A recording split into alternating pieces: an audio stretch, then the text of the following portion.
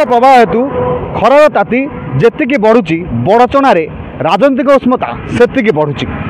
ଯାଜପୁର ଜିଲ୍ଲାର 7 ପ୍ରମୁଖ ନିର୍ବାଚନୀ ମଣ୍ଡଳୀଙ୍କଠାରୁ ଭିନ୍ନ ନିର୍ବାଚନ ମଣ୍ଡଳୀ ହେଉଛି ବଡ଼ଚଣା। ଏଇଠି ଦେଖାଯାଏ ସବୁବେଳେ ହେଭି ୱେଟ୍ର ଲଢ଼େଇ। ବିଜେଡ଼ିରେ ଟିକେଟ୍ ରେସ୍ରେ ଥିଲେ ପୂର୍ବତନ ବିଧାୟକ ଅମର ଶତପଥୀ, ଜନ୍ମଜୟ ଲେଙ୍କା ଏବଂ ନୂଆ କରି ମିଶିଥିବା କଂଗ୍ରେସରୁ ଯାଇ କ୍ୟାପ୍ଟେନ୍ ରାଜନାରାୟଣ ମହାପାତ୍ର। ଟିକେଟ୍ ରାଜନୀତିରେ ଏହି 3 ହେଭି ୱେଟ୍ର ଅଙ୍କ କଷା ଫେଲ୍ ମାରିଥିଲା। ଆଉ ଏଇଠି ବଡ଼ଚଣାରେ ବର୍ଷା ପ୍ରିୟଦର୍ଶିନୀକୁ ବିଜେଡ଼ି ଭରସା କରି ଟିକେଟ୍ ଦେଇଛି। ଅମର ନାୟକକୁ ବିଜେପି ପୁଣି ପ୍ରାର୍ଥୀ କରିଛି। ଅପରପକ୍ଷରେ କଂଗ୍ରେସ ପୁନର୍ବାର ଅଜୟ ସାମଲଙ୍କୁ ରିପିଟ୍ କରିଛି। ଏବେ କ'ଣ ହେବ ବଡ଼ଚଣା ରାଜନୀତି, ଆସନ୍ତୁ ନଜର ପକାଇବା ଏ ସମ୍ପୂର୍ଣ୍ଣ ଖବର ଉପରେ। ନିତ୍ୟାନନ୍ଦ ରାଉତ, ବନ୍ଦାଳ ପଞ୍ଚାୟତ। ଆମର ବଡ଼ଚଣା ବ୍ଲକ ବଡ଼ଚଣା ନିର୍ବାଚନ ମଣ୍ଡଳ ହାଲ ଗୋଟେ ହେଉଛି। ଆମର 25 ବର୍ଷରେ MLA ଗୋଟେ ମୁହଁ ହରେଇଛି। ଯଦିଓ ମୁହଁ ହରେଇଛି, ଗୋଟେ ନୂଆ ଝିଅ ଆମେ ପାଉଛୁ। କ'ଣ କରିବୁ ବୋଲି କିଛି ଚିନ୍ତା କରିପାରିନୁ। କ'ଣ ମଝିରେ ଚିନ୍ତା କରିବୁ ସେ ଅଲଗା ପ୍ରକାର କଥା।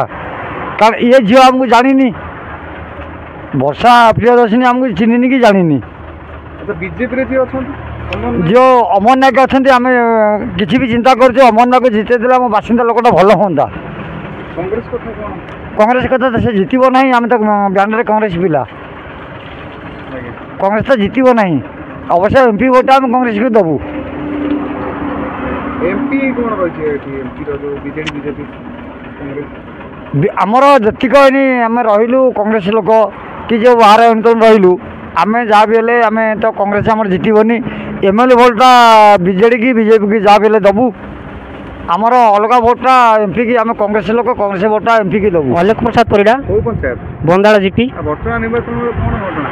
ଦେଖନ୍ତୁ, ଗତ ବିଧାନସଭା ନିର୍ବାଚନରେ ଅମର ବାବୁଙ୍କ ପାଇଁ ଯେଉଁ ଭୋଟ ବ୍ୟବଧାନ କମ୍ ଥିଲା, କିନ୍ତୁ ଅସନ୍ତୁଷ୍ଟ ଥିଲେ କିଛି ଲୋକ। କିନ୍ତୁ ବର୍ତ୍ତମାନ ପରିସ୍ଥିତିରେ ଅମର ବାବୁ ଟିକେଟ୍ ବଞ୍ଚିତ ହେବାରୁ ପୁରୁଣା ବିଜେଡ଼ିର ନେତୃତ୍ୱ ଲୋକ ସବୁ ପୁଣି ବର୍ଷା ସହିତ ସାମିଲ ହୋଇଛନ୍ତି।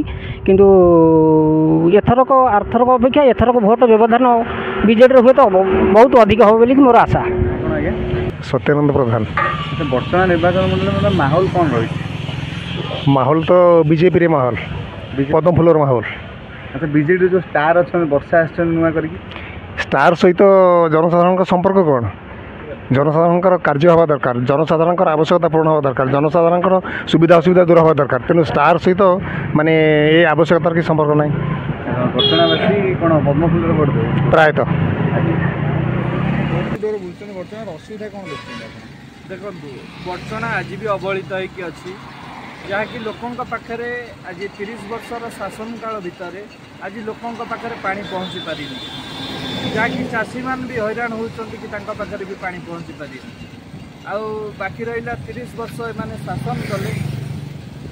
30 ବର୍ଷ ଶାସନ କଲା କାଳ ଭିତରେ ଲୋକମାନଙ୍କ ପାଖରେ ମୌଳିକ ଅଧିକାର ବି ପହଞ୍ଚି ପାରିନି।